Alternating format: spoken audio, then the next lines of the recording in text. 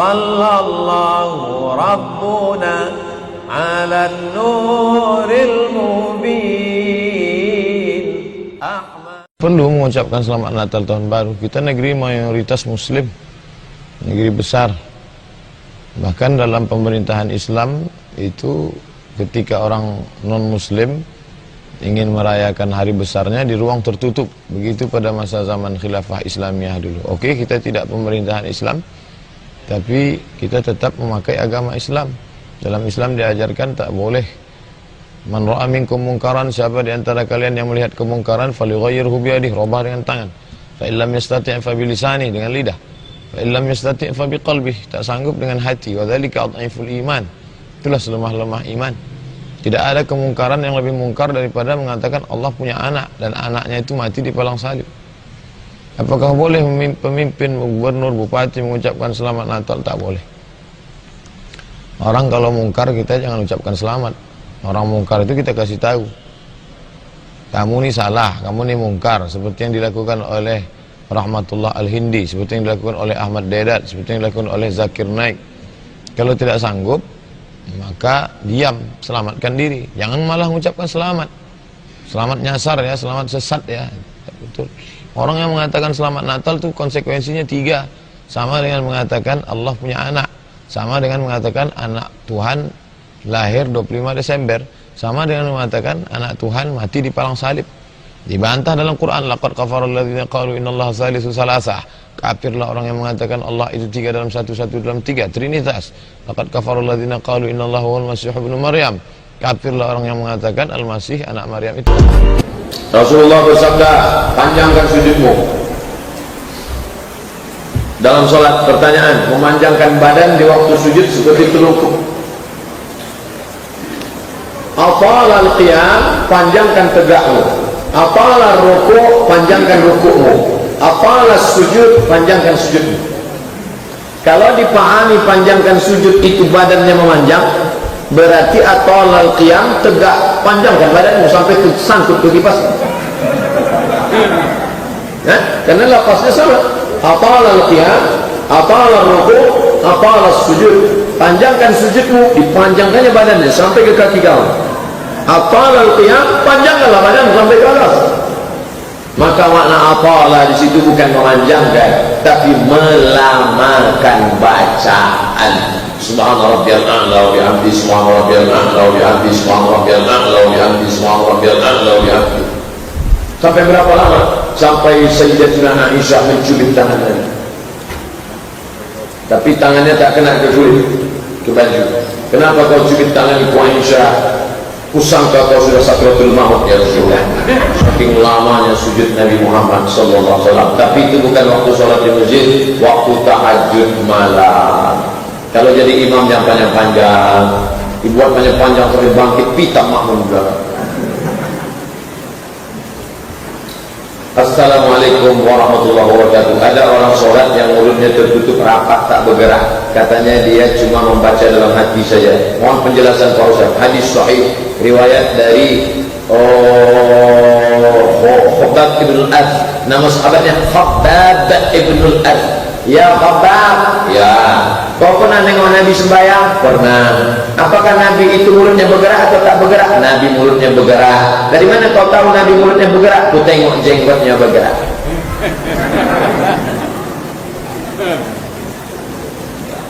Tak ada sholat diam. Sholat diam namanya. Bismillahirrahmanirrahim. Alhamdulillah. Hamsah, dia agak-agak didengar telinga kita sendiri. Jangan sampai dengar kawan sebelah. Kalau sampai dengar kawan sebelah makruh. Kalau ada orang sholat sampai suaranya kuat betul dengar kawan sebelah, itu 2 kemungkinan. Kalau tak jahil, pokak. Hamsah, telinga kita saja. Apakah boleh kulit hewan kurban dijual? Man ba'a jilda udhiyatihi, siapa yang menjual kulit hewan kurbannya, fala udhiyatalah, maka tiada kurbanlah baginya. Lalu kulit kurban itu serahkan ke fakir miskin. Fakir miskin, sini. Mau kulit kurban? Tak mau lah. Maka kalau dia tak mau, hubungi www.kulit.com. Assalamualaikum, salam. Bisa bicara dengan Pak Jange? Ya. Di kopak ada kulit 10 lembar. Barang apa ambil cek? 100.000, Ekuador 10, 1 juta, 11 juta. Setelah jadi duit, panggil balik pakai izin. Bayar izin, ya. Mau kulit, duit, oh. Serahkan semua. Jangan dijual, duit yang dipakai manfaat, beli itu, beli ini, enggak. Dalam bulan Ramadan pada siang harinya bolehkah masakan sambal mulai dicicipi dengan lidah, tapi tak ditelan? Ibu sambil masak, Bismillahirrahmanirrahim, Ar-Rahman, Al-Quran. Mazhab Hambali membolehkan. Mazhab Hambali membolehkan karena kata dia tak masuk ke dalam. Ada alat peraba di ujung lidah yang bisa merasakan manis, asam, asin, gula. Boleh kata mazhab Hambali, tapi saya tidak menganjurkan karena khawatir gara-gara ini asik mencicip aja sampai 3 piring gitu.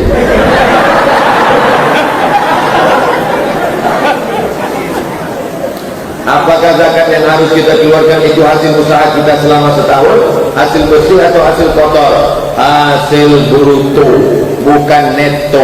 Bruto 85 gram. Ingat, 85 gram, 85 gram, 85 gram, 85 gram, 85 gram emas kali 500.000 sama dengan 42.500.000 per tahun.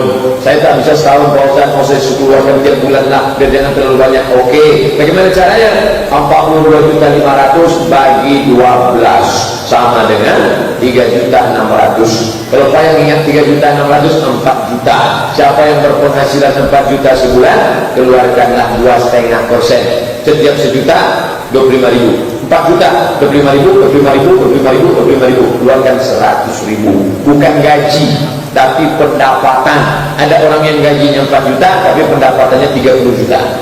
Komplitkan semua, uang tunjang, uang sipah, uang sundul, uang kerandung, SPPD semua, total. Berapa dapat per bulan ini? 10 juta, keluarkan 250.000. Bagikan kemana? Basnas kota di komplek Masjid Al-Rahman depan Surya Dumai. Basnas provinsi di Masjid An-Nur. Kalau mau dibagikan langsung, jangan semuanya. Nanti basnasnya macam kerapat tumbuh di batu, hidup segan nanti tahu. Kotor apa bersih? Cinta sama Allah kan?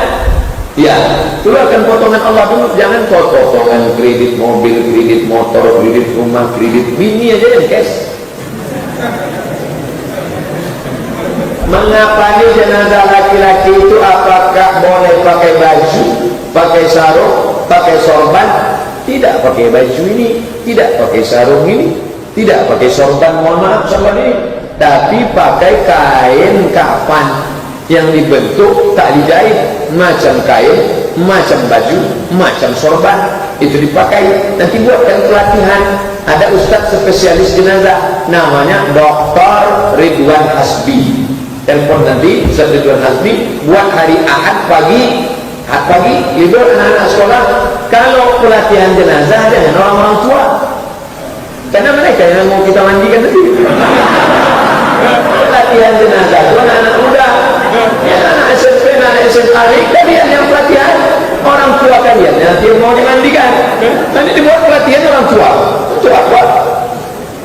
Anak-anak muda pagi Ahad datang semua ke Masjid Ittihadul Muslimin, akan ada pelatihan penyelenggaraan jenazah. Penyelenggaraan jenazah ini modalnya besar Pak Ustaz. Apa pula modalnya besar? Modalnya cuma kain putih sama kapas, kapur harus. Katanya harus pakai boneka mandi. Tak perlu pakai boneka.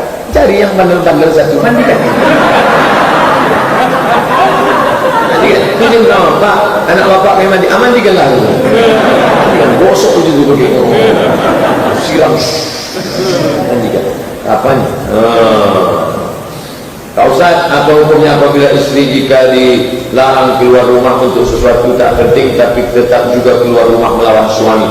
Selangkah istri keluar dari rumah tapi tak ada sebab, suaminya sopan, suaminya baik, adinda, janganlah kau keluar rumah.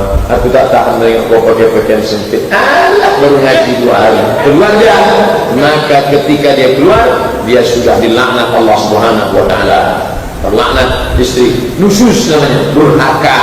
Apa hukumnya seorang istri menyerahkan seluruh tugasnya sebagai seorang istri kepada ibu mertua? Oh, ini istri durhaka. Suaminya ini belum cucu hidung. Sami'na wa ata'na. Kok bisa? Ini curiga saya, ini suaminya kena santet. Peren ini.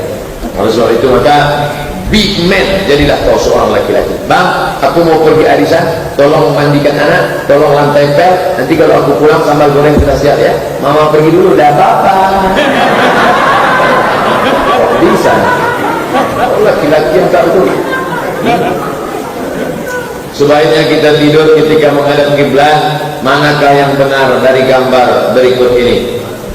Ini tempat tidurnya panjang, kepalanya di sini, menghadap ke kiblat, miring ke kanan, ke kiblat. Kalau tempat tidurnya begini, maka di mana kepalanya? Kepalanya di sini, supaya kakinya ke sana. Adapun kakinya menghadap ke kiblat, maka dia sudah mengkakikan kiblat, tak sopan. Maka kepalanya di sini, kakinya di sini. Begitu cara. Ke sini kepala, miring ke kanan. Kalau tempat tidurnya memanjang, kepalanya di sini, kakinya ke arah. Kaki kepala menghadap. Dah, itulah dia tuntunannya. Ini tentang tempat tidur. Tempat tidur kami gini-gini Pak Ustaz, pokoknya ikut aja. Apakah perempuan yang sedang haid tak boleh potong rambut dan kukunya? Mazhab Syafi'i, tak boleh potong kuku, tak boleh potong rambut dalam mazhab Syafi'i. Maka kira-kira agak-agak sebelum haid itu potong kuku, potong rambut. Tapi kalau kukunya patah, rambutnya gugur, biarkan saja, tak perlu disimpan, dipegang, dibawa mandi nanti. Itu langsung saya tanya kepada Syekh Said Askar, karena mak saya waktu saya kecil-kecil dulu saya tengok rambut digulungnya, kuku disimpannya, kertas. Maka saya ingat waktu di Mesir saya tanya Syekh Said Askar, ya, dia ketua Majma' Buhus Lembaga Riset Al-Azhar. Assalamualaikum Syekh. Waalaikumsalam. Nahnu fi baladna al-ummahat idza saqata sya'ruha wal asfar, kalau gugur rambutnya sama kuku yang patah, ihtafazat biha hatta taghtasil ma'aha fil janabah. Lalu dia mandi, lalu dia, apakah ini? Kata Syekh Askar, kalau gugur patah tak perlu, biarkan aja, karena itu sama macam sampah katanya. Nah, ini tentang masalah ibu-ibu yang rambutnya gugur atau kukunya patah. Tapi selama masa itu kalau bisa jangan sengaja memotong. Begitu dalam bahasa Syafi'i. Ustaz, apa hukumnya membeli rumah KPR melalui bank syariah?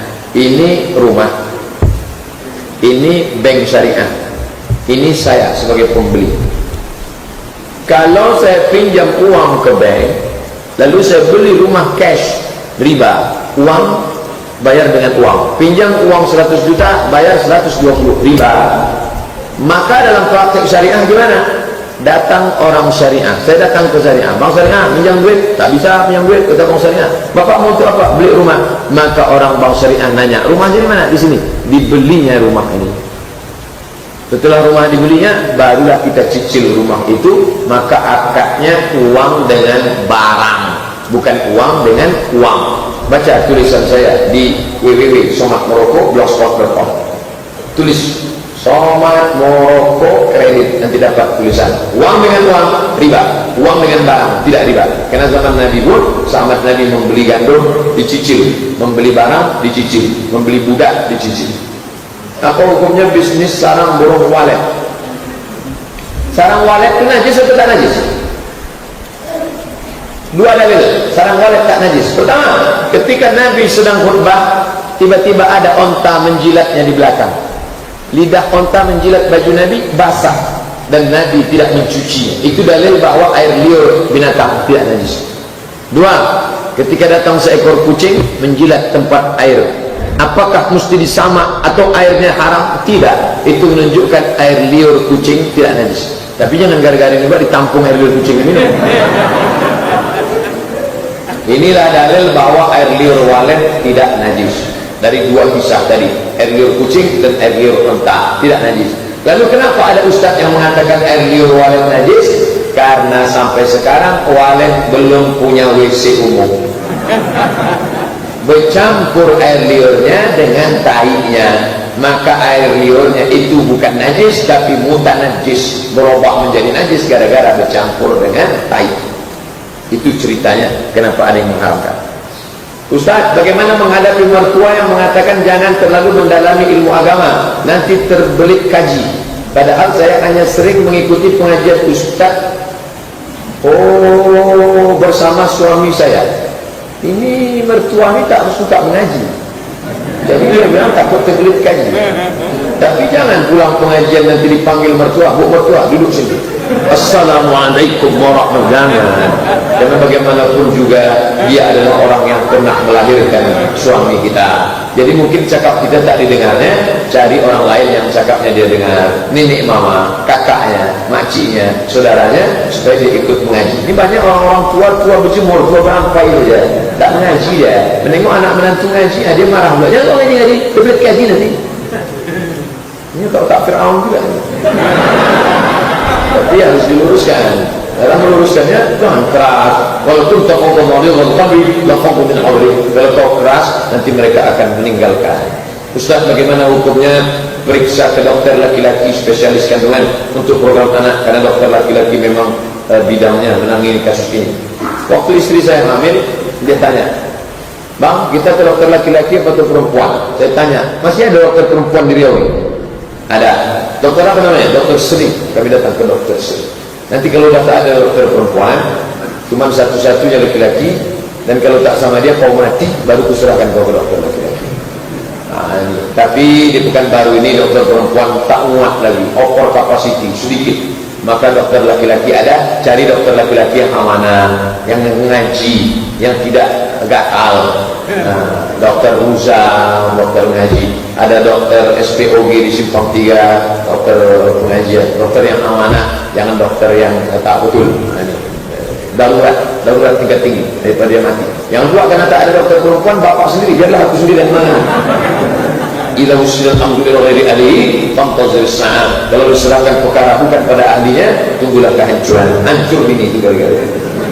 Apakah punggung tangan perempuan itu aurat? Punggung tangan maksudnya ini.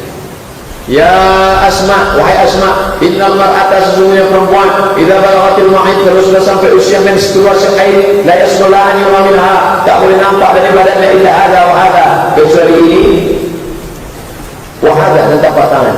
Maka dijelaskan oleh para ulama, yang tak boleh nampak itu ini, yang boleh nampak itu dari badannya ini boleh nampak, dan ini boleh nampak. Yang maksud ini zahiruha wa batinuha. Zahir ini batin perutnya, zahir pundaknya. Maka dua-dua ini boleh. Ibu, bapak, anak-anak gadis, ibu-ibu, yang ininya nampak, ini nampak, boleh, tak masalah. Jadi tak perlu pakai buat baju sampai bersayap sendiri. Jangan sempit, jangan transparan. Wajah nampak, tapak tangan nampak, punggung tangan nampak, dah. Yang lain jangan transparan. Jangan macam kertas pembungkus apel nampak isinya. Jangan pula sempit sampai menjerit paha tu, tolong tak tolong.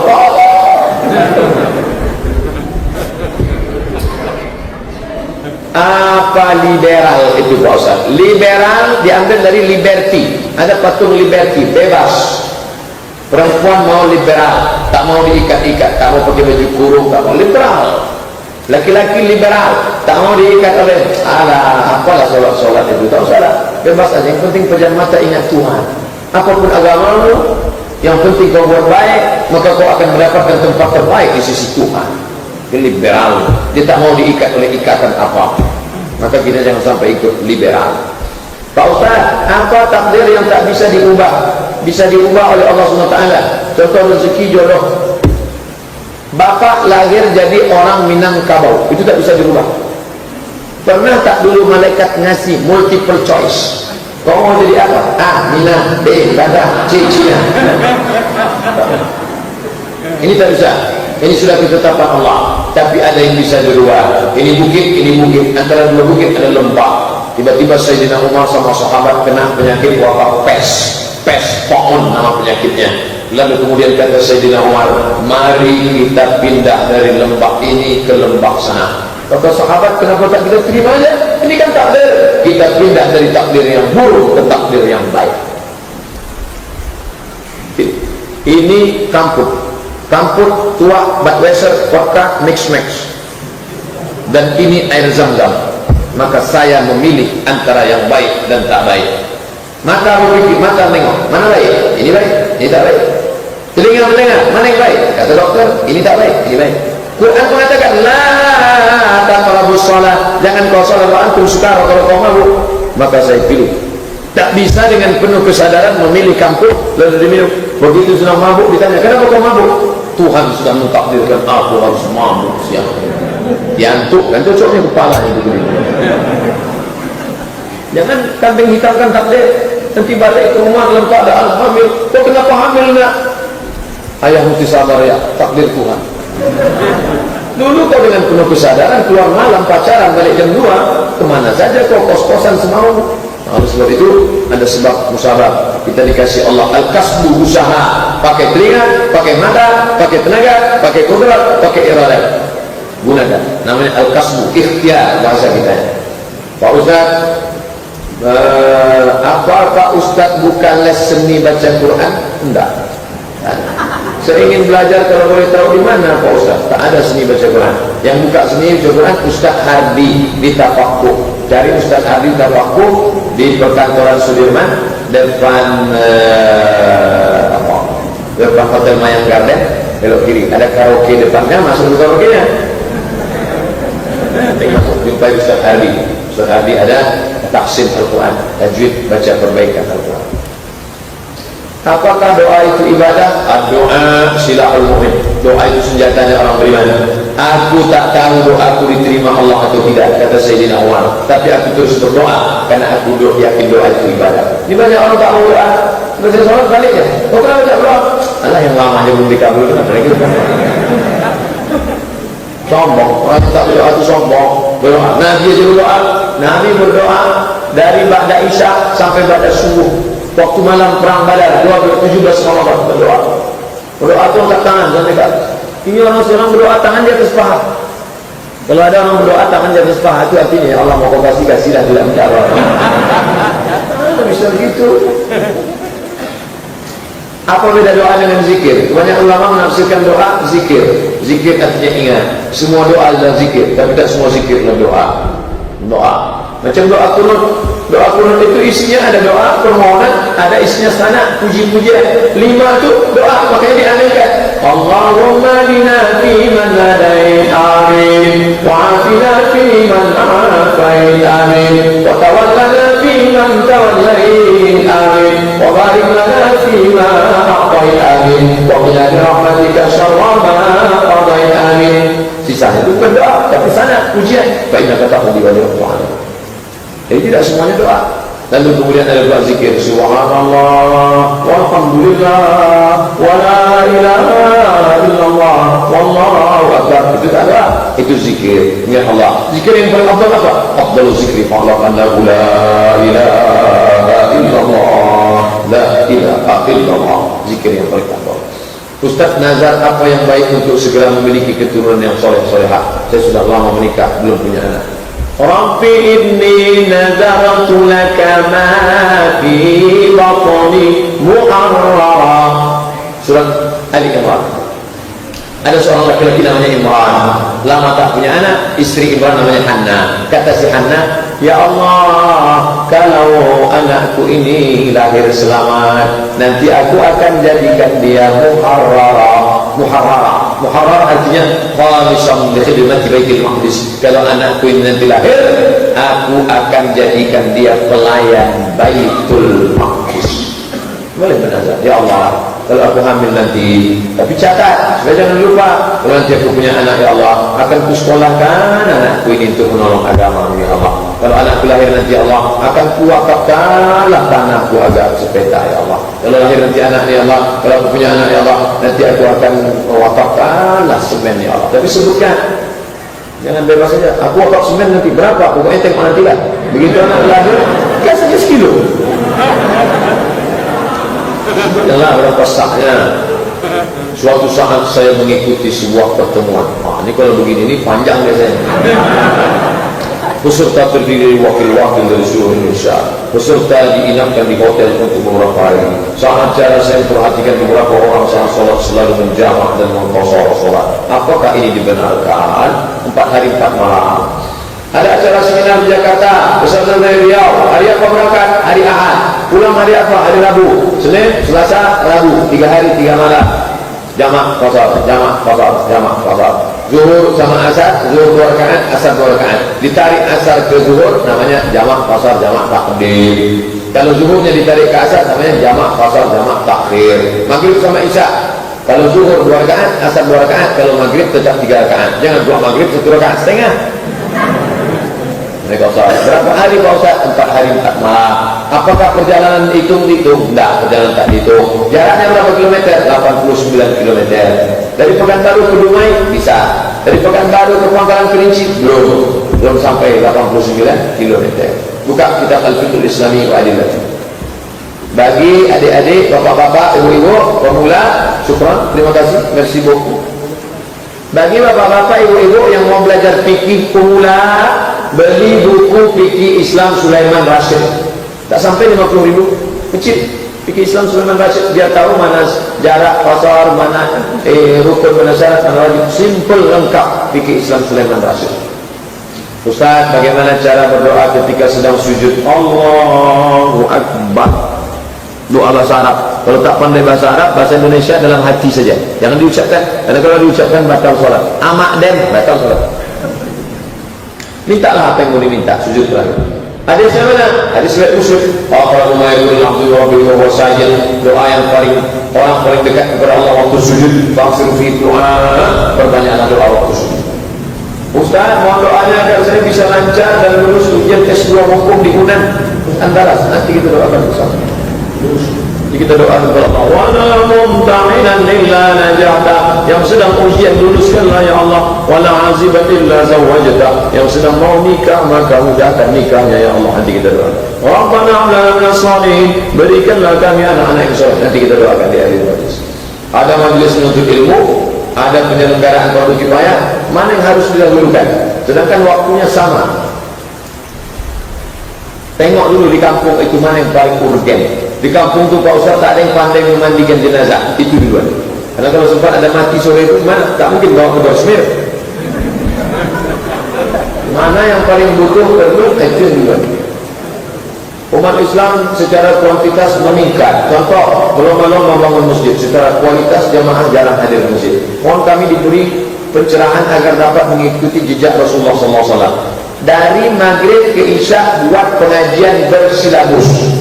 Dari maghrib ke isya, malam Senin, malam Selasa fikih, Selasa malam Rabu akidah, Rabu malam Kamis tafsir, Kamis malam Jumat tafsir surat Yasin, Jumat malam Sabtu hadis, Sabtu malam Ahad tabligh akbar.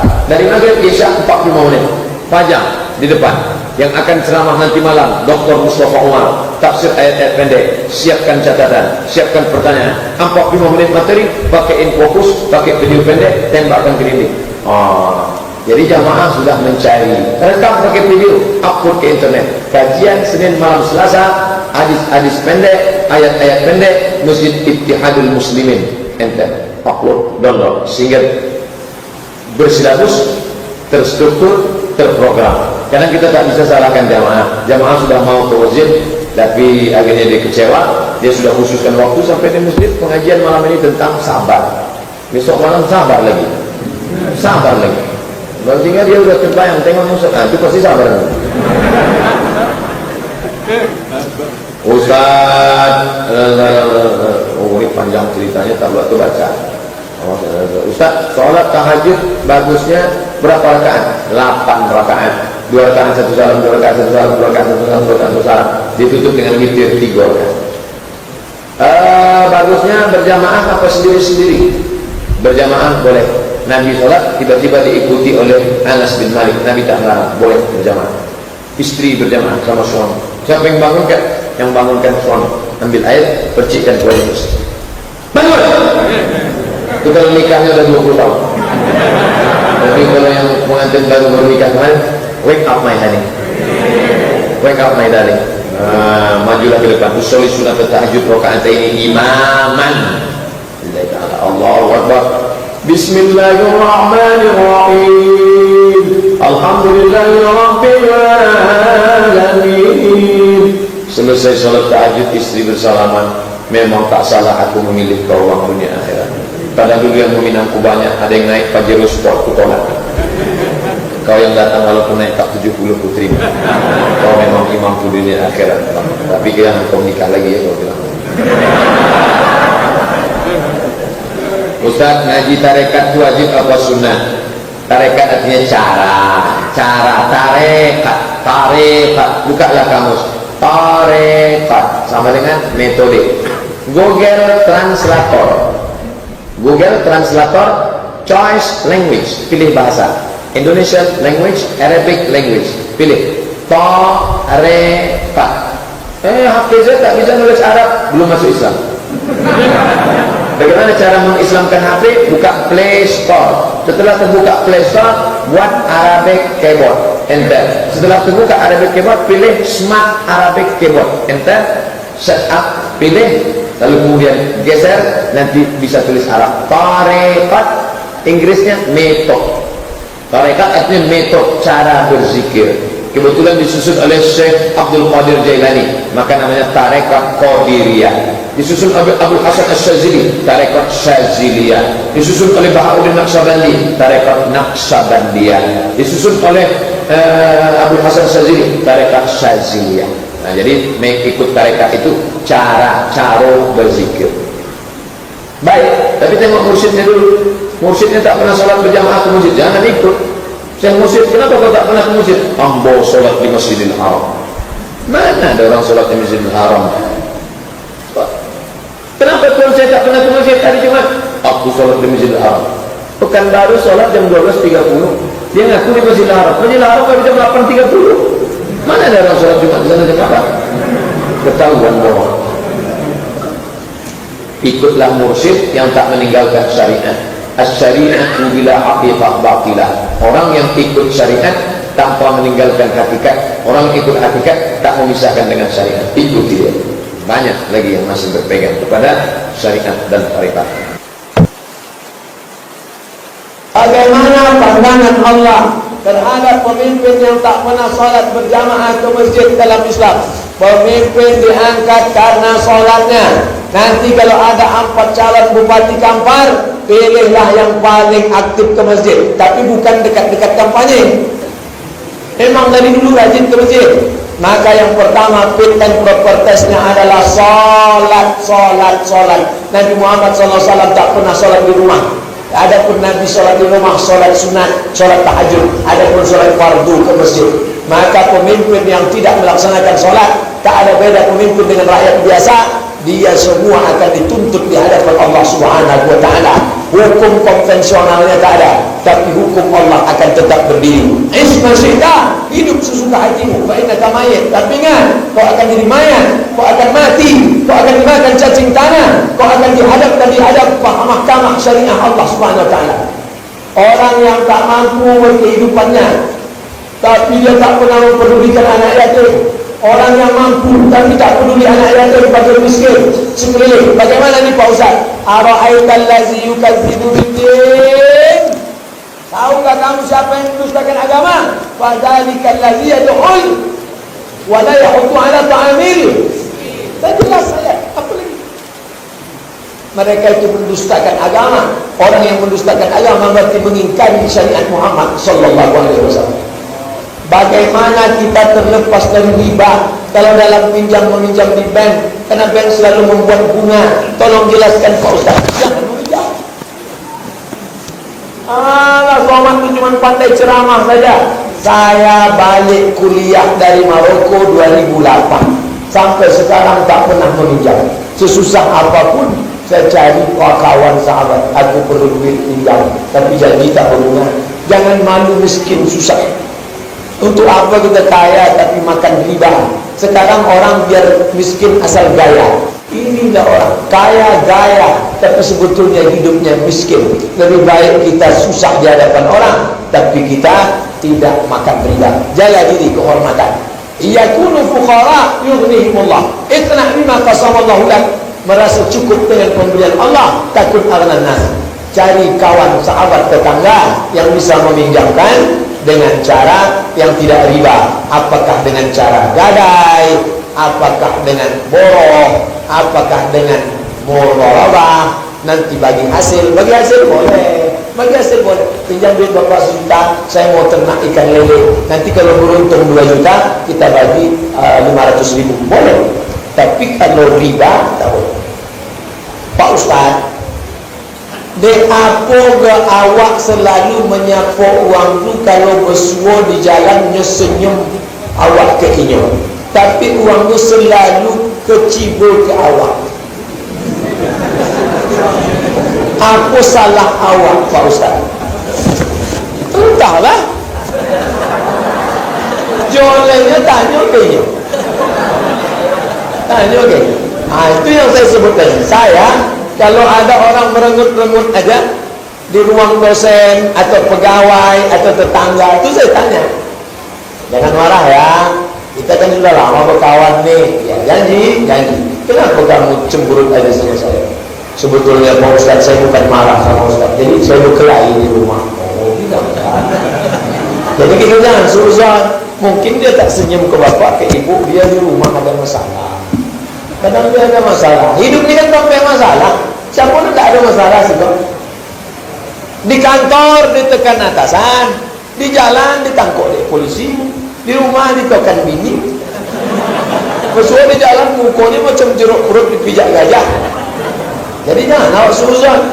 Mungkin dia sedang stres depresi. Boleh tak kalau wanita yang sedang haid masuk masjid buka Quran? Perempuan yang sedang berhalangan tak boleh solat, tak boleh puasa, tak boleh tawaf, tak boleh megang Quran, tak boleh bawa Quran, tak boleh baca Quran, tak boleh masuk masjid. Begitu disebutkan dalam kitab Al-Fiqhul Islam itu adalah tusyahwah ba'su aidi. Maka untuk supaya perempuan tetap bisa ke masjid, dibuatlah namanya selasar. Apa selasar? Teras. Maka teras itu sebenarnya topik perempuan yang sedang halangan. Mohon maaf bapak-bapak yang duduk di teras. Bukan namanya bukan namanya tapi usah di awal dari orang mungkin panas. Mohon maaf, kamu tidak ada maksud menghina. Aslinya, makanya masjid-masjid tua itu ada teras. Maka perempuan yang berhalangan kalau sedang minum yasin dia duduk aja di luar. Pas sedang pengajian itu Ustaz lah maklum. Itu tentang masalah perempuan berhalangan masuk ke masjid. Bapak Ibu sabar menunggu saya menjawab nih.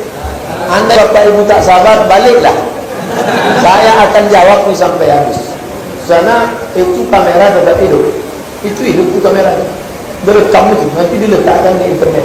Dibaca orang, didengar orang seluruh Indonesia, seluruh dunia sampai akhirat. Seorang khatib khutbah di mimbar hari Jumat terlupa membaca salah satu rukun. Siapa yang berhak untuk mengingatkan Pak Ustaz? Yang berhak mengingatkan siapa namanya? Beda sama imam. Kalau imam lupa, maka yang di belakang imam. Tapi khatib yang di atas siapa ingat? Sampai awak kini khatib salah pun makmum dah. Dek makmum sedang naik ke Sidratul Muntaha. Maka ingatnya Pak Khatib, tadi ambo mendengar ompek rukun khutbah tu 5 rukun khutbah. Apa rukun khutbah Pak Ustaz? Pertama, Alhamdulillah. Kedua, Allahumma salli ala Sayyidina Muhammad. Ketiga, ayat ya ayyuhallazina amanu taqullah. Keempat, wasiat takwa, usikum wa nafsi bitaqwa. Kelima, doa. Asal ada dalam kedua-dua khutbah, maka sahlah khutbah Jumat. Kalau tidak ada, batal khutbah. Berubahlah khutbah hari itu menjadi solat zuhur. 5 rukun khutbah.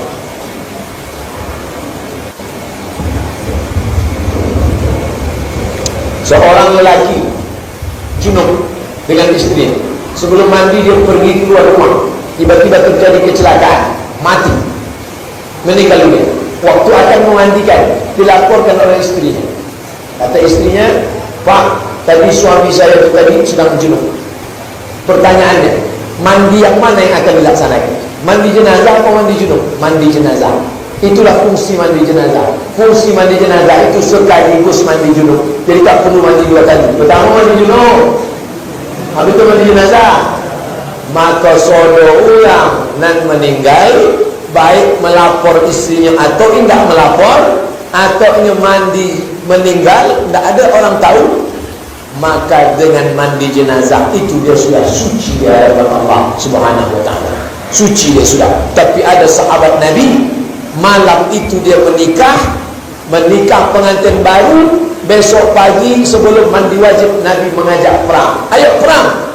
Begitu dia perang, meninggal. Istrinya melapor.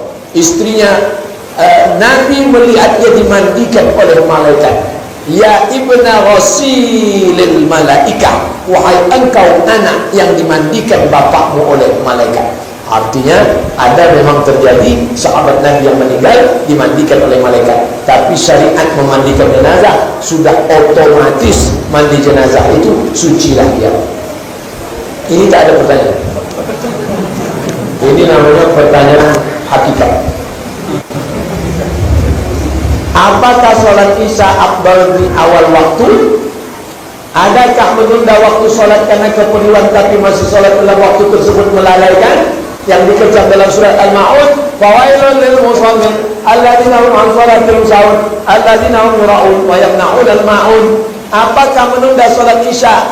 Laula an asyqa ala ummati, kalaulah tidak memberatkan bagi umatku, la amartuhum bi ta'khiril isya, ku perintahkan mereka menunda isya. Hadis itu menceritakan untuk menunda isya menyambung ke tahajud. Tapi dalam pengamalannya Nabi tetap sholat isya berjamaah. Maka kalau ada dua hadis, satu Nabi menyambui, satu Nabi membuat, pakai yang Nabi buat. Maka Nabi tetap sholat isya berjamaah. Dan apa ustaz tadi hendak pending saja, awak nantilah sholat isya. Kau bukti kalau awak tunda sholat isya lah jam 10 lewat 10, kau masih banyak lagi. Bayangkan kalau tadi yang menahan kentut, dah pusing-pusing dia. Makanya setelah sholat, awak plong, awak lega, awak mengaji. Lepas itu bebas pulang berdoa. Ustaz, bagaimana dengan bank syariah yang disebut riba juga? Bank syariah yang sudah mendapat fatwa DSN, Dewan Syariah Nasional, maka akadnya itu ada namanya murabaah, ada akadnya itu namanya qardul hasan, ada akadnya itu namanya mudarabah. Maka yang membedakan dia dengan konvensional pada akadnya. Akadnya itu sudah disepakati oleh ulama yang berkumpul di DSN, Dewan Syariah Nasional. Jangan samakan bank syariah dengan bank konvensional. Bank syariah awak kini adalah bank menuju syariah. Riau 7% baru bank syariahnya, 93% bank konvensional. Maka yang menghidupkan bank syariah ikut awak, yang mematikan pun awak. Maka bukalah rekening, menabunglah di bank syariah supaya ikut. Riau bebas riba, sudah deklarasikan di Masjid Agung Anur. Riau bebas riba. Meminta supaya Bank Riau Kepri supaya dirubah menjadi bank syariah. Sudah terjadi di Nusa Tenggara Barat NTB dan di Banda Aceh. Kalau jempol ini Riau provinsi yang ketiga. Kita doakan bersama. Amin. Bagaimana hukum forex Pak Ustaz? Jual beli dolar, apakah riba juga?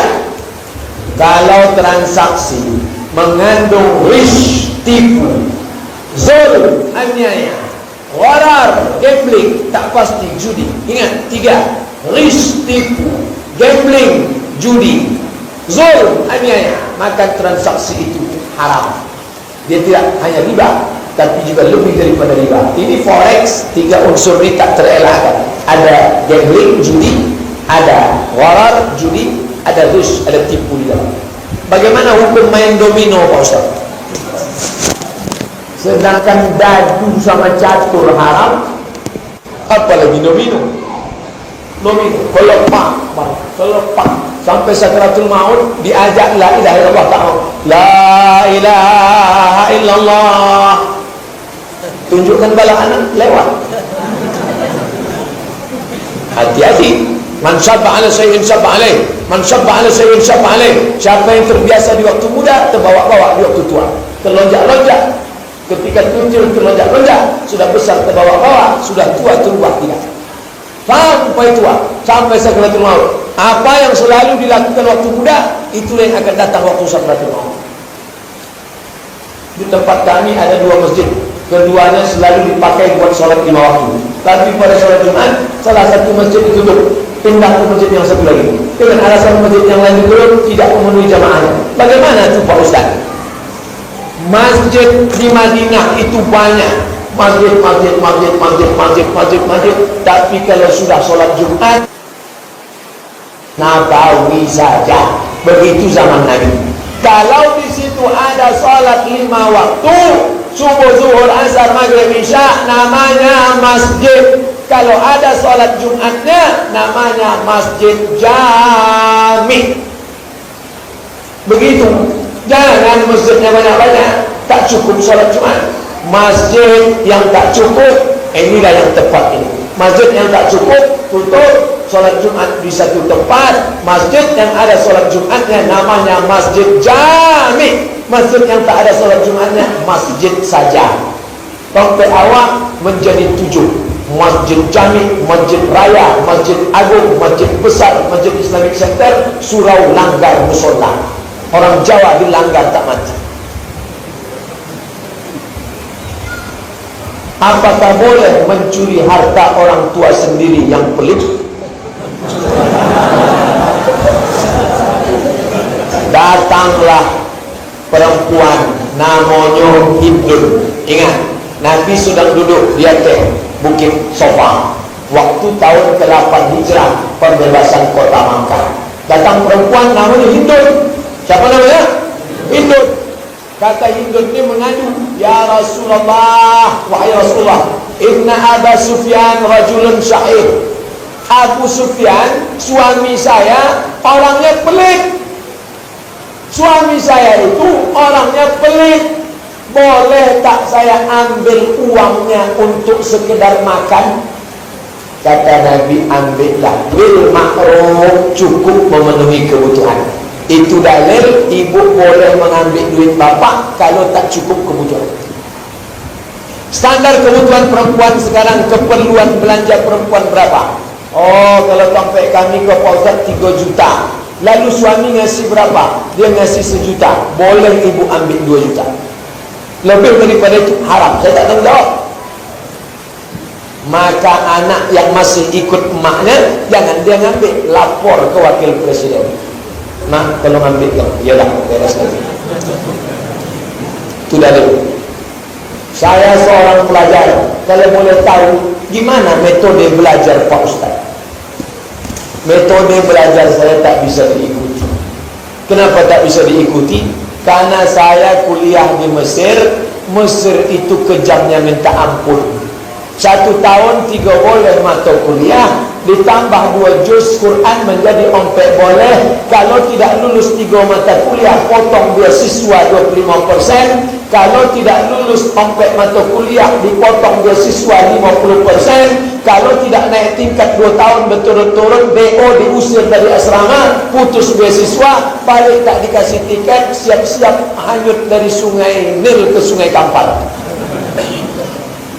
Beda sampai awal. Asal nilai C, dosen ditelepon, tolonglah Pak. Kemarin pagi saya ditelepon, tolonglah Pak, masa teman-teman saya A semua, saya yang B. Saya sejak jadi dosen tak pernah merubah nilai. Tolonglah Pak, saya sejak jadi dosen tak pernah merubah nilai. Yalah Pak, kalau gitu, yalah. Jadi Al-Azhar itu memaksa. Masuk lokal tak boleh bawa kertas, hanya bawa pena saja. Soal 3. Dari soal itu sudah tahu bahwa kita tak akan lulus. Anak Riau 70 orang. Ambo kuliah di Mesir 98 sampai 2002. KSMR, kelompok studi mahasiswa Riau, pelajarnya cuma 75 orang. 75. Dari yang 75 yang mendapat nilai jayyid jiddan very good, itulah Ustaz Muhammad Abdi, anak Buya Baktiar Daud. Kalau mau menanya belajar, itu ambo sumah semuanya 3 bulan. Malam-malam ambo intipnya balik. Dimatikannya lampu, dia sekamar sama orang Jawa pun tak bisa hidup lampu terang. Dipasangnya lampu keteknya bercumbu. Kami kan pergi haji, tangan sebelah kanannya megang buku, sebelah kiri mengacau. Ambo kan bangkit hajinya menggorengkan ayam, sebelah kanan megang buku, bang, kita usul fikir.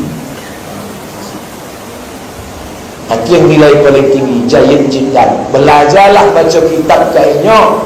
Bukalah Fiqhul Islami wa Adillatuh, bukakan kitab-kitab mazhab Syafi'i. Ambo nilai ambo cuma sampai jayid. Jayid itu elok. Di bawah jayid makbul. Yang makbul tak bisa S2. Itu maka istilah makbul indallah. Makbul indallah itu artinya kalau lah makbul S1 je lah. Indallah itu. Pak Ustaz, apakah orang yang tak pernah solat matinya tidak disolatkan? Saya tak mau menyolatkan. Kenapa? Karena saya ragu dia ini muslim, fasik, apa kafir. Maka kalau kita ragu tak usah dibuat. Tapi kalau kita yakin dia itu muslim, laksanakanlah untuk memberikan pelajaran. Karena kalau tidak umat ini Allah paling-paling awak tak solat, tetap juga disolatkan orang sunnah. Tengoklah, tidak akan sampai hati Pak Imam. Maka Nabi tak menyolatkan orang yang tak bayar hutang. Nabi tak menyolatkan orang yang mati bunuh diri. Nabi tak menyolatkan orang yang munafik. Kenapa? Lizzajri, untuk memberikan teguran, efek jerah. Banyak di antara jamaah malam ini mahasiswa. Tolong ceritakan kami suka duka Ustaz jadi mahasiswa. Semoga jadi motivasi bagi kami Pak Ustaz. Nanti saya ceritakan, kalian tak sanggup. Saya kuliah dari 1998 sampai 2002, tak pernah minta duit seperak haram sama orang tua saya. Bukan orang tua saya susah, sebatang dua batang sawit ada di kampung.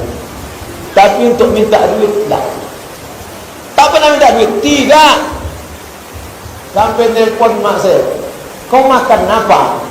Makan di sini. Duit dari mana? Beasiswa Al-Azhar. Pokoknya selama Al-Azhar masih ngasih beasiswa, aku tak akan minta duit. Berapa beasiswa Pak Ustaz? 162 pon. 50 pon untuk sewa rumah, 50 pon untuk makan, yang 62 disitulah ongkos bis, disitulah beli buku. Namun meminta tak. Sampai saya balik kuliah S2 di Malaysia. Tak selesai 2 semester. Habis itu ke Maroko. Di Maroko 2 tahun, seperak haram saya minta duit lagi. Ambil pergi haji sambil kerja. Haji ibadah sambil kerja. Pak, ada kerja? Ada. Berapa satu hari? 50 rial. 50 rial kali 3.000, 150.000. 10 hari 1,5 juta.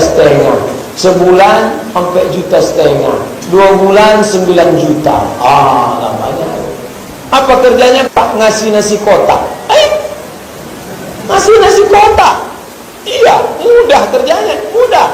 Besok dibawa kami ke airport. Rupanya ngasih nasi kotak 10 kloter. Siap kloter sampai hati orang, 10 kloter sampai 1,000 orang.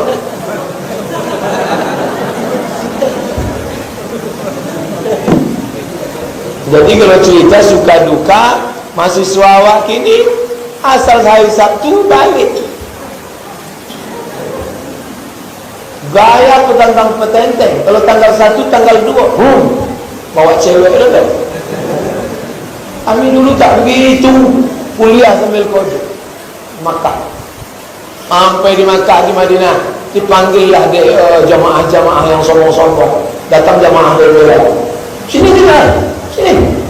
Ada apa Pak? Sudah lama kau jadi TKI. TKI loh, sobatnya.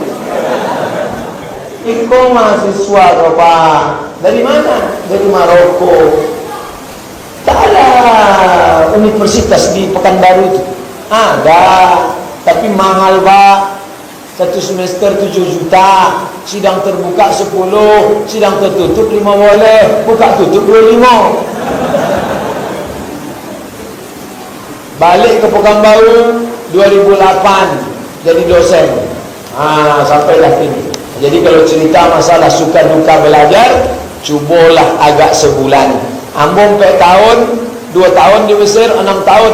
Ambon nak menyuruh adik-adik sampai tahun. Cubalah agak sebulan, tak usah dulu kirim. Bah, ya, mak, untuk bulan November kau cuba jangan kirim dulu. Ganti aja esok Desember. Sama aja. Bagaimana manajemen masjid yang Allah katakan dalam Al-Quran, sehingga takmir masjid syuhada bisa mampu serta menjaga jamaahnya, Pak Ustaz. Masjid ini mesti diatur dengan manajemen. Ada namanya idarah, ada namanya riayah.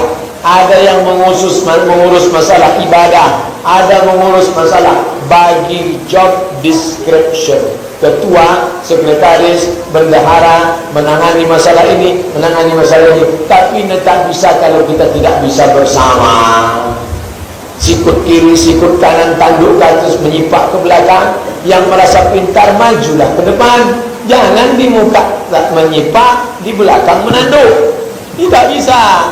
Wa amruhum syura bainahum. Hendaklah kalian bermusyawarah. Rumah Allah itu jangan ditinggalkan. Memang menjadi pengurus masjid masa kini, kata Nabi, esok di akhir zaman, kalau tuan-tuan mengurus agama Allah, bentuk memegang bara api. Apa bentuk megang bara api? Panas, terbakar. Kalmasyi alal jamri. Di akhir zaman, tuan-tuan akan menolong agama Allah, bentuk memegang bara api, terbakar. Kini kalau awak mengurus masjid, bukan cuma tangan yang terbakar, telinga terbakar. Dia cakap ulang. Maka yang istiqamah menjadi ketua masjid, uruslah. Yang jadi imam masjid, uruslah. Bendahara masjid, uruslah. Ikolah amal yang akan menolong awak di hadapan Allah Subhanahu wa ta'ala. Saya hobi main catur. Kata Pak Ustaz Somad, catur itu haram. Cari videonya di YouTube, Somad catur. Dengar baik-baik, jangan putar balikkan fakta. Yang punya duit, yang punya 4 giga, dengar baik-baik, ulang balik. Di situ saya jelaskan, video itu tahun 2017. Tahun berapa? Sekarang 2000 berapa? Apa kata saya di situ? Saya masih ingat cakap saya. Kalau catur itu melalaikan sholat, kalau caturnya ada judi, kalau caturnya mubazir membuang waktu, maka menurut mazhab Hanafi hukumnya haram. Tadi saya update lagi di Instagram. Menurut mazhab Hanafi, menurut mazhab Imam Malik, Imam Ahmad bin Ambal, kalau meninggalkan sholat, kalau mubazir waktu, hukumnya haram. Mazhab Syafi'i tidak sampai haram, hanya makruh saja. Apa sebetulnya tujuan di balik ini? Video yang tahun 2017 dibolak-balik lagi, diputar balik fakta, tapi saya husnuzon. Itu hanya untuk nambah viral saya aja sebetulnya. Husnuzon kepada Allah SWT. Mudah-mudahan mereka nonton lagi, dibuka lagi, dipikirkan lagi, sehingga insya Allah maka cerdaslah umat ini. Kira-kira dari jawaban ini jelas? Bisa bantu menjelaskannya pada yang gagal paham? Orang yang gagal paham kita kasih paham, betul? Yang sulit itu adalah orang yang cari makannya dari gagal paham, betul? Jelas? Yang nggak jelas itu 2 aja, nggak punya paket 4 giga sama otaknya sungsang. Bagaimana cara kita agar anak-anak kita mengenal ajaran Nabi-Nya, selalu yakin dengan solawat-solawat yang dia baca, berawal dari ibu bapaknya. Guru kencing berlari, murid kancing maraton. Oleh sebab itu bapak ibunya mesti cinta Nabi. Anaknya dibawa maulid, anaknya masuk sekolah agama, ibunya beli buku, anak-anak tonton animasi Nusa dan Rara. Anak-anak nggak bisa dibuat ceramah. Nggak mungkin anak-anak TK umur 5 tahun disuruh Ustaz Somad ceramah. Assalamualaikum ya ayyuhalladzina amanu. Nangis semua. Oleh sebab itu maka berawal dari bapaknya, ibunya suka dongeng cerita, tapi ceritanya bukan cerita ngawur, ceritanya adalah cerita Nabi. Tapi yang paling penting adalah doa ibu kepada anak seperti doa Nabi kepada umatnya. Ibu jangan lupa tiap malam bacakan Fatihah untuk anak-anaknya. Siap? Ibu tiap malam salat tahajud di sujud terakhir dalam hati, jadikan anakku penghafal Quran, amin. Selamatkan anakku dari narkoba, amin. Selamatkan anakku dari LGBT, amin. Doa ibu menembus pintu-pintu langit. Ibu 9 bulan 10 hari mengandungnya, ibu melahirkannya meregang nyawa, maka doa ibu luar biasa. Jangan pernah ibu berhenti sehari pun berdoa, Rabbi habli minas sholih. Senjata omongan ibu 12 jam siang belum tentu didengar orang, tapi bisikan ibu 12 menit satu malam, 12 rakaat tambah witir 13 rakaat, itu menembus pintu-pintu langit, dibawa oleh para malaikat. Doa silahul mu'min, doa senjatanya orang beriman. Ada seorang anak pecandu narkoba, Bu. Candu narkoba nggak subuh-subuh. Saya tanya, gimana ceritanya bapak berhenti narkoba? Emak saya pergi ke Makkah umrah, dia masukkan air zam-zam ke dalam dirigen, akhirnya dia tawaf 7 putaran, doanya cuma satu, anakku berhenti narkoba, anakku berhenti narkoba, anakku berhenti narkoba, anakku berhenti narkoba. 7 putaran, nggak ada doa lain, anakku berhenti narkoba. Setelah pulang ke Indonesia dipanggilnya anaknya, sini Gosti, akhirnya dimandikannya. Aku sudah berdoa kepada Allah, sudah kudoakan di samping Ka'bah 7 putaran, sehat walafiat. Doa ibu luar biasa. Makanya ibu kalau marah, jangan marah mengatakan kata-kata kasar pada anaknya. Hei anak setan, jadi sundel bolong.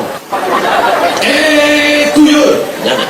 Kalau marah betul panggil, calon gubernur Banten, sini. Insya Allah anaknya jadi gubernur.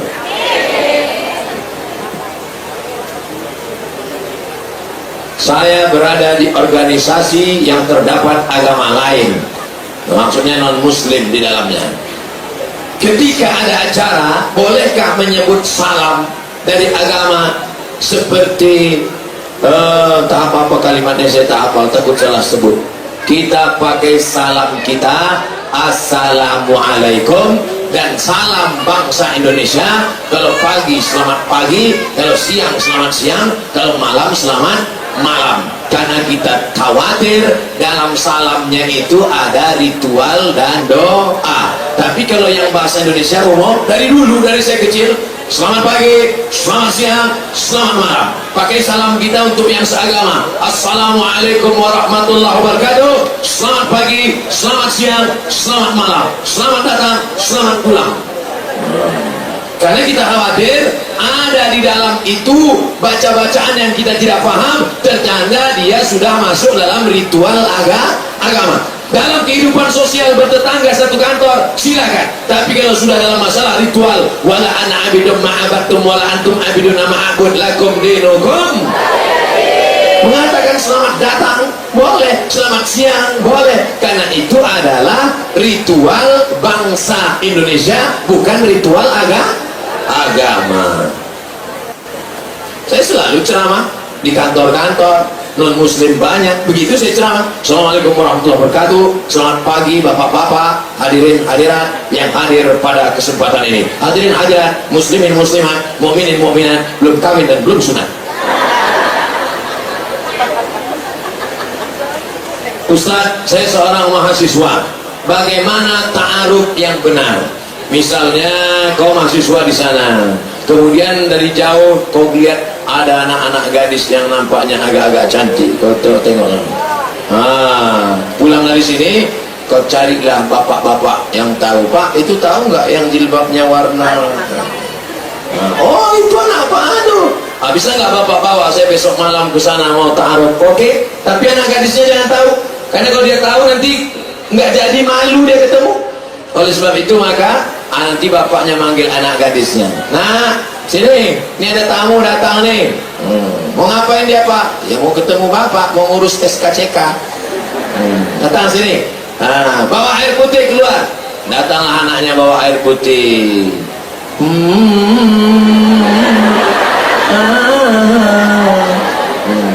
dilihatnya nggak jadi deh Pak. Terus pas malam di Qur'annya itu nampak cantik, rupanya karena lampu gelap-gelap. Pas ditengok lampu terang, nggak jadi deh Pak katanya. Jadi perempuan itu nggak malu, karena kalau dia tahu nggak jadi kan malu. Kalau sudah nampak sesuai, jangan kau cari karena bentuk rupa wajahnya, karena wajah akan berubah. Jangan kau pinang dia karena kaya, boleh jadi hari ini bapaknya kaya, besok ditangkap KPK. Jangan kau cari karena bangsawan, boleh jadi hari ini bangsawan, bangsa hidup di awan, besok awannya jatuh, dia pun ikut jatuh. Tapi carilah dia karena jilbabnya panjang, karena tatapan wajahnya bekas air wudhu, karena tahajud malamnya hafal Quran. Itulah yang tidak akan lekang karena panas dan tak akan lapuk karena hujan. Ustaz Somad, tolong carikan saya ada empat-empatnya: kaya, cantik, taat beragama, bangsawan. Kalau ada empat-empatnya apa yang ngasih ke ente? Nah, setelah sesuai ta'aruf, maka berlanjut ke selanjutnya khitbah tunangan. Tunangan jangan lama-lama, nanti hatinya berpindah. Setelah itu mungkin sebulan, mungkin 2 bulan, jangan lebih. Setelah itu barulah menikah. Kami pun datang undangan. Pernikahan ini akan disaksikan oleh 2 orang saksi. Saksi pertama Bapak Gubernur Banten, saksi kedua Al-Ustaz Abdul Somad, sekaligus nasihat pernikahan. Masya Allah, so sweet. Gak usah lama-lama, ini pacaran sampai 3 tahun habis, pergi sana pergi sini, bonceng sana bonceng sini, masuk angin gembung. Yang rugi laki-laki apa perempuan? Perempuan. Pacaran itu yang rugi hanya perempuan. Pacaran itu yang rugi hanya perempuan. Kalian enak aja laki-laki, play bocap tupai, sana lompat sini, lompat sana, lompat sini, play bocap gayung, cedok sana, cedok sini, cedok. Mereka yang jadi korban. Akhirnya setelah jadi korban, menikah juga lah dia sama orang. Tertulis di botol, do not accept if cell is broken. Jangan terima botol kalau segelnya rusak. Paham? Jaga anak-anak kita, siap. Tapi kalau di pesantren Qur'annya ini terjaga, pagarnya rapat, di sini ngapal Quran, di luar sana tak ada jaminan. Jalan-jalan ke mall, dari rumah pakai jilbab, sampai jalan tasnya dibuka, dikasih minum, di bawah minumannya disuntik, dimasukkan penenang, dimasukkan obat perangsang. Terjadi apa yang terjadi? Nasi sudah jadi tai ayam, anak gadis sudah rusak, cerita bubur ayam juga lagi. Ini kenapa koper minta dibawa? Nanti silap-silap saya bawa pulang. Mohon maaf kayaknya bukan kayaknya. Jangan pacaran-pacaran ya. Jangan pacaran-pacaran. Kalian anak-anak perempuanku, kalian adik-adikku, kalian keponakanku, pandanglah perempuan ini sebagai anak kita. Pandang perempuan ini sebagai adik kita. Apa rasanya kalau anak kita dikhianati orang, disakiti orang? Betul? Saya mau menikah, bagaimana cara menghadapi calon mertua agar dapat restu?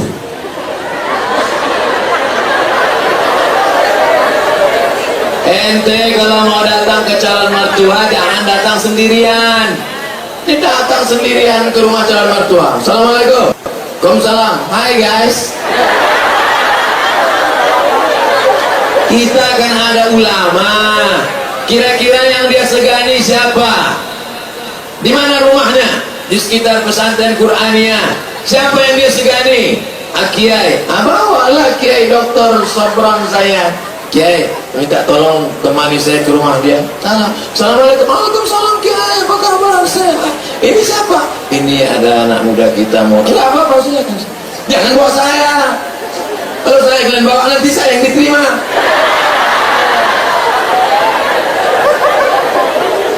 Itu yang pertama, bawa tokoh masyarakat yang buat dia percaya. Karena orang kalau tidak kenal dia sulit untuk percaya. Ini masalah trust, brother. Ini masalah kepercayaan. Kiai insya Allah akan kasih rekomendasi. Ini memang jombloan sejati, pejuang subuh internasional. Ada rekom dari Kiai, maka insya Allah dipermudah. Tapi jangan lupa minta kepada dia, ya muqallibal qulub Wahai engkau yang membolak-balikkan hati, ya Allah, tolong balikkan hati bapak ini. Cuman bapak ini kadang mau terima, emaknya matre. Begitu ketukan pintu didengar, langsung dia buka gorden dari jendela, dia lihat naik Grab, tutup. Begitu naik Alphard, oh, inilah yang kulihat dalam istikharah utama. Masya Allah. Padahal kata suaminya, bobo, ojo ke susu, jangan buru-buru. Enggak, ini kita tanya dulu asal usulnya sama Pak Kiai. Jangan, nanti dikasih Pak Kiai sama santrinya.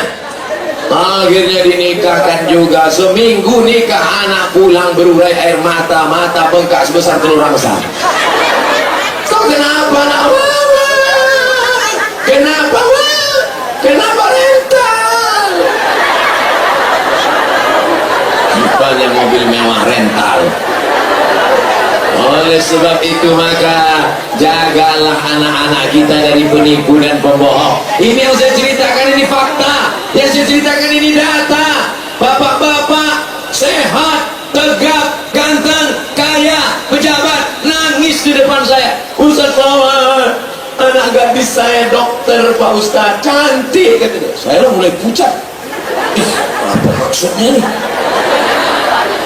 Terus Pak, saya tanya, terus Pak, anak saya sekarang malu keluar kamar Pak Ustaz. Kenapa? Dia baru saja nikah. Terus suaminya lari. Baru nikah, dokter, kaya, cantik, nggak berani keluar kamar karena suami lari. Kenapa lari? Rupanya belum gunting pita, nggak sunat.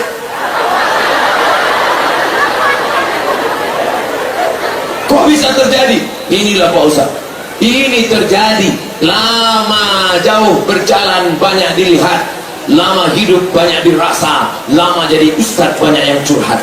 Macam-macam cerita. Oleh sebab itu kenali pemudanya baik-baik. Ibu jangan cari menantu jauh-jauh. Di mana mereka berada? Hanya 5 langkah dari rumah.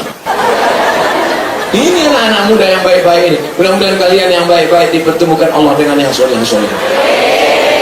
Nanti sekarang baca aja dulu Quran tuh juz berapa.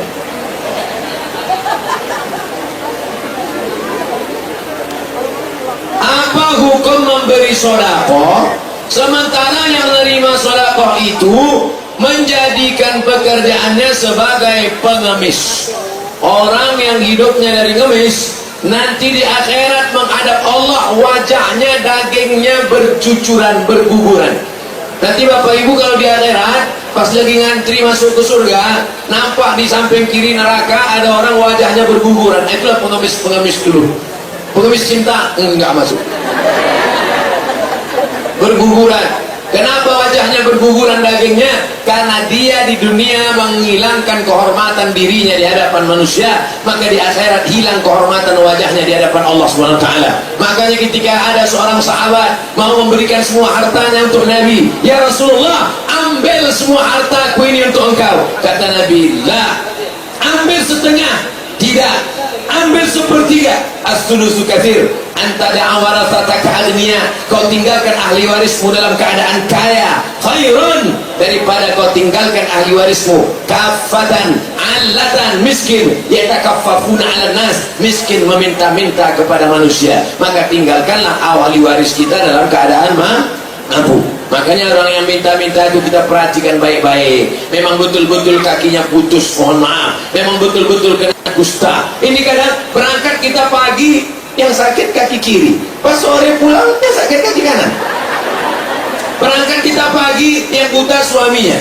Berangkat sore, suaminya melek, istrinya buta. Rupanya mereka sip-sipan. Oleh sebab itu perhatikan baik-baik. Tapi jangan gara-gara ini sampai tidak bersedekah. Tetap beri sedekah. Jangan berhenti sedekah tiap hari. Pagi, setiap pagi ada malaikat yang mendoakan, Allahumma ati munfiqan khalafa. Orang yang bersedekah kasih ganti ya Allah. Nggak perlu diaminkan di doa malaikat, pasti kabul. Tapi orang yang tidak bersedekah juga diaminkan malaikat. Hadisnya Sahih Bukhari. Apa kata malaikat? Allahumma ati mumsikan talafa. Siapa yang tidak mau bersedekah, berilah dia kebinasaan ya Allah. Oleh sebab itu tiap hari mesti bersedekah. Sedekah duit bagus, sedekah makanan bagus, sedekah air minum. Beli air minum itu bagikan ke kawan-kawan. Bagikan semua. Berapa satu gelas, Dek? Hah? 5.000. Semuanya berapa gelas? Hah? 25 gelas. Bagikan di samping-samping antum. Nanti saya bayar. Semuanya 25 gelas. Cepat sebelum saya berubah pikiran. Ustaz itu ceramah aja, nggak ada dia bersedekah. Wah, berebut orang tuh.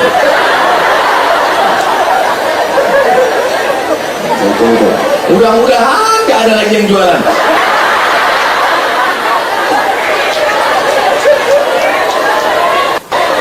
Itu ada lagi. Itu berapa? Berapa itu? Hah? Nah, ambil semua. Semua saya tengok lagi, ada nggak lagi? Saya ada niat poligami.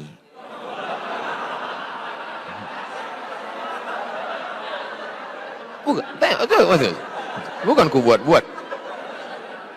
Tapi takut sama istri.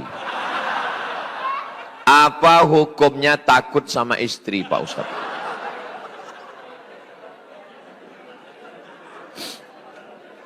Orang yang takut sama istri sampai bercakap pun tak berani. Jadi kawan saya bertamulah ke rumah. Kawan-kawan kami juga bertamu. Mohon maaf ya, mohon maaf. Dinaikkan ya kakinya begini. Waktu di rumah kawan tuh dinaikkan begini. Biasalah kita berkawan kan? Naik gini. Jangan kalian foto ya. Naikkan. Langsung datang kawan ini bilang, turunkan kaki kau, turunkan. Takut nampak bininya. Takut nampak bini, tak boleh tamu tu menaikkan kaki ke atas.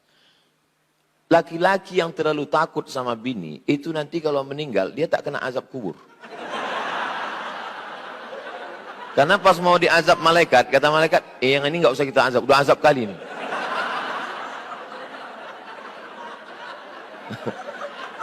Ku tengok lepas kali ketawa mereka. Macam ada sesuatu yang terlampaskan. Ibu jangan khawatir suami ibu nikah lagi. Tidak akan. Kenapa? Karena di Indonesia ada hukum laki-laki tidak bisa menikah sebelum ada surat yang ditandatangani matre 6.000 yang sekarang sudah naik jadi matre 10.000. Makanya ibu sebelum tidur itu pastikan di dekat tempat tidur itu tak ada matre. Karena banyak orang saya tengok beberapa perempuan pas foto dibuatnya matre di sini. Bahaya itu. Matre sama pulpen sama kertas jangan sampai ada. Takutnya ditandatanganinya. Kemudian surat yang sudah ditandatangani itu dibawa ke pengadilan agama, hakim bertanya. Benarkah ini surat pernyataan ibu siap suami menikah lagi? Benar Pak Hakim. Tanda tangan ibu? Iya. Tidak ada paksaan dari pihak manapun dan penuh kesadaran. Putuskan dari Pak Hakim, aku udah silap aku nanti lama-lama. Gitu. Jadi ibu jangan takut, bapak tidak akan, udah terkunci dia oleh hukum namanya kompilasi hukum Islam Indonesia. Nah, ini ku ceritakan biar supaya tak naik asam lambung ibu. Gimana bu, udah tenang ya? Baru agak tenang orang tuh tengok. Oh, tidak, tadi agak cemas sedikit. Dakwah Plus 62. Ringkas ceritanya Pak Ustadz, ringkasnya aja 1 halaman. Ringkas ceritanya Pak Ustadz, seorang ayah berpesan pada anaknya yang sulung.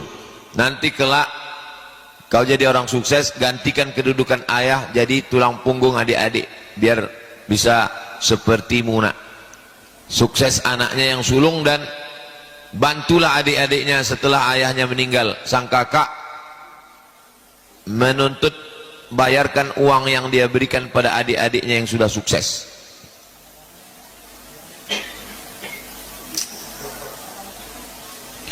Bagaimana tentang amanah orang tua?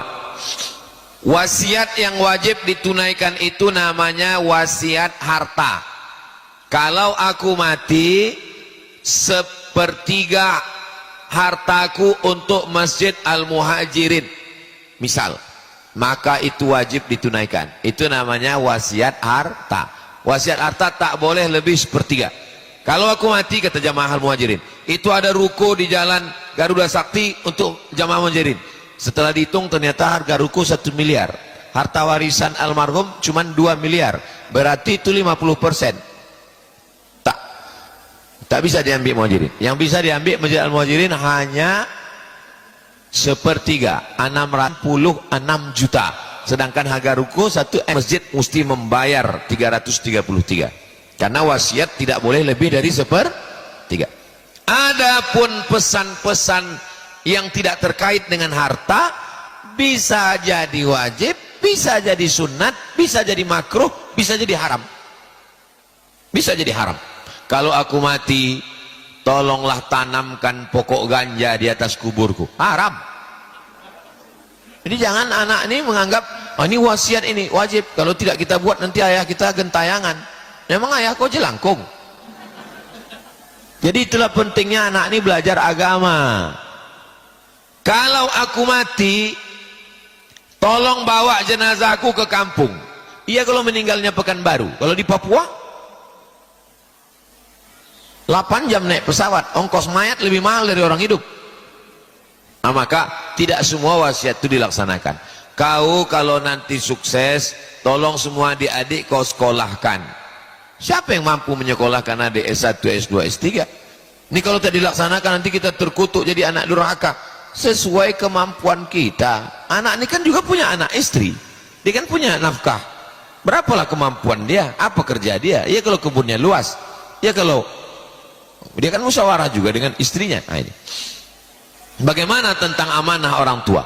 Amanah orang tua yang wajib ditunaikan yang terkait harta. Adapun yang tidak terkait wasiat harta, ya sesuai kemampuan kita masing-masing. 2. Apakah wajib bagi adik-adiknya membayar bantuan dari kakaknya?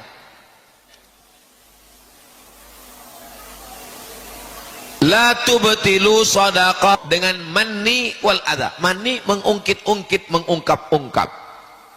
Kau dulu ke sekolah kan? Kau dulu kalau ketal sedekah kita. Wal adha, jangan menyakiti hati orang. Qaulun ma'rufun wa maghfiratun khairun min sadaqatin. Cakap yang baik, elok, tutur kata yang santun lebih baik daripada sadaqatin yatsba'uha adha. Sedekah tapi menyakiti hati orang. Al-aidu ila hibatihi kal kalbil ladzi ya'udu ila qai'ihi. Orang yang meminta balik hibah sedekahnya sama seperti anjing yang menjilat muntahnya. Jadi kalau mau buat baik, pikir baik-baik. Ini adik udah disekolahkan, udah selesai, sekarang diungkit, dituntut. Ya, minta balik pula. Nah, ini menunjukkan dosa besar meminta balik sedekah. Kenapa? Karena di dalamnya ada ancaman. Seperti anjing yang menjilat muntahnya. Itu ancaman dan celaan yang menunjukkan dia adalah tarhib syadid, ancaman yang berat, menunjukkan dosa besar meminta balik sedekah, baik sedekah pada orang maupun pada masjid. Saya pernah ceramah di masjid di daerah Harapan Raya sana. Tolong Pak Ustadz sampaikan hadis tentang minta sedekah macam anjing menjilat muntah. Kenapa Pak Ketua Masjid? Karena ada jamaah kita ini udah nyumbang 300 juta dimintanya balik. Saya sampaikanlah, al-aidu ila ibati kal kalbil ladzi ya'udu ila qai'ihi. Orang yang meminta sedekahnya balik sama macam anjing menjilat ludahnya. Rapi-api. Selesai tausiah disampaikan Ketua Masjid. Mohon maaf Pak Ustadz, yang sedekah itu tak datang kata. Cuma saya tak mau sindir-menyindir tuh. Kalau mau to the point. Jadi kalau ada jamaah gitu, panggil dia, sampaikan langsung. Jangan kita disuruh nyerang melalui ceramah.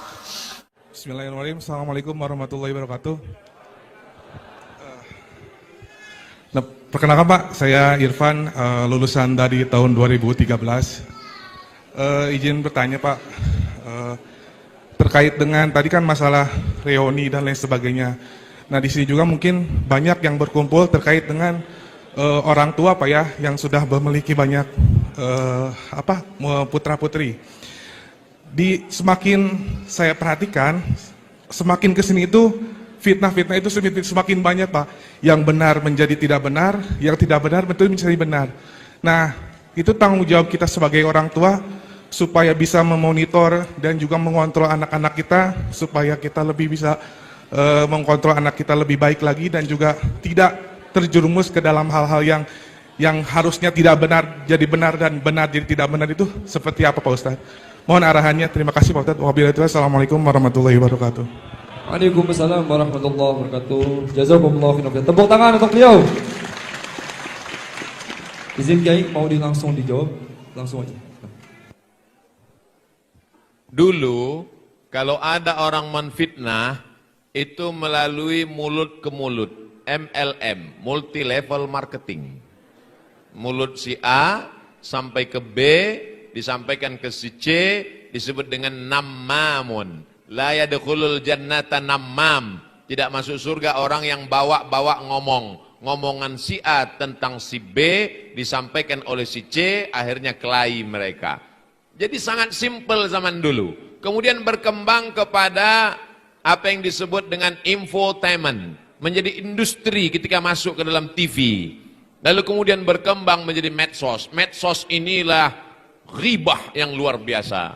Diposting di IG, dimasukkan ke TikTok, masuk ke Facebook, grup-grup WhatsApp. Jadi kalau saya kena fitnah, saya posting sekali untuk membantah. Karena kalau kita difitnah, kita diam, disangka orang fitnah itu benar. Maka yang difitnah, dia mesti beli klarifikasi. Pakai bahasa yang jelas, tulisan satu, video satu, posting di grup, di IG, di TikTok, di Facebook, grup-grup WhatsApp, teman-teman dekat, sampaikan. Jadi kalau datang juga yang lain, saya tidak perlu menjelaskan diri saya kepada teman saya. Karena teman saya sudah mengenal saya. Dan saya tak perlu menjelaskan diri saya ke musuh saya. Karena mereka pasti menyerang saya. Kita hanya perlu memberitahu pada orang yang perlu tahu. Disitulah perlunya klarifikasi. In ja'akum fasiqun. Kalau datang orang fasik, binabain bawa berita, fatabayyanu, maka tabayyun diambil dari kata bayan. Bayan artinya clear, jelas. Dalam bahasa Arabnya tabayyun, dalam bahasa Inggrisnya clear, kita katakan klarifikasi, penjelasan. Ada orang yang tidak paham, kita kasih paham. Tapi ada orang yang makannya dari gagal paham. Ini yang susah. Dia kalau nggak paham nggak makan. Dia kalau paham nggak makan, maka dia selamanya memang berusaha untuk nggak paham, biar supaya makan. Mudah-mudahan saudara kita yang makan dari gagal paham segera bertaubat, insya Allah. Amin. Jadi kalau ada isu cepat-cepat diklarifikasi, cepat-cepat dijelaskan. Insya Allah keluarga besar SMK Negeri 1 Sukabumi yang sudah saling kenal mengenal, saling tolong menolong. Jangan cuma tolong tentang materi uang, tolong juga tentang menjelaskan ini orang baik, ini fitnah, ini enggak benar, ini tipu-tipu. Kalau sudah kita jelaskan, kita serahkan kepada Allah. Karena innama anta munzir. Kamu hanya sanggup memberi peringatan. Lasta alaihim bimusaitir. Kamu tidak punya kuasa. Saya sampai hari ini hanya bisa menjelaskan, beri klarifikasi, datang ke Majelis Ulama Indonesia, ketemu dengan para alim ulama, bertemu dengan tokoh masyarakat. Lebih daripada itu sudah di luar kuasa kita, bagian dari ujian dari Allah Subhanahu wa taala. La haula wala quwata illa billah. Allah tidak akan membebani lebih dari kemampuan kita. La yukallifullahu nafsan illa us'aha. Nah, jadi selagi masih bisa dimusyawarahkan, wa amruhum syura bainahum. Apapun isunya, isu masalah gerakan radikalisme, isu masalah keluarga, isu ormas terlarang, isu anti NKRI, isu macam-macam isu, itu saya klarifikasi. Itu metode saya dalam menjelaskan. Apa yang saya sampaikan ini berlaku juga buat kita semua.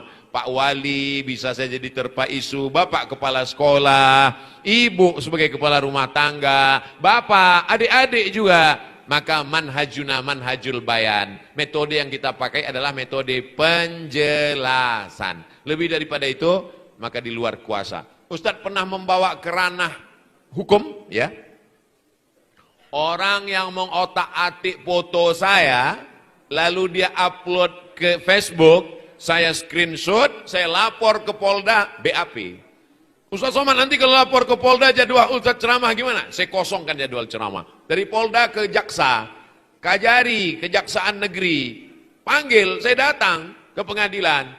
Ternyata yang menimbulkan isu tidak datang. Mana dia? Mencret. Saya kosongkan jadwal ceramah 2 kali, datang. 2 kali nggak datang, berarti sudah. Nah, jadi perlu, negeri kita ini adalah negara hukum. Kita bukan tinggal di hukum rimba. Kita bukan tinggal di laut, ikan paus makan ikan hiu makan ikan tuna. Kita tinggal di negara kesatuan Republik Indonesia. Orang kalau tidak diberi pelajaran, pertama dia usap wajah kita. Lama-lama dia tempeleng wajah kita. Yang ketiga dia tarik rambut kita. Habis itu dia pijak kita. Teman saya nggak sekasar itu Pak Ustadz, dia cuma cubit aja, bagus. Tapi yang dicubitnya ginjal saya. Memang fitrah manusia ini kalau kita tidak bersikap, mereka akan menginjak kepala kita.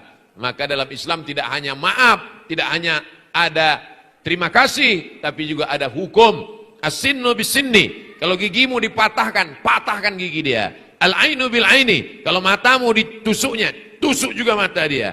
Faman afa wa aslaha. Siapa yang mau memaafkan dan berdamai, fa ajruhu 'ala Allah. Maka balasannya kepada Allah. Bahwa masalah ini perlu diangkat ke ranah hukum, ya.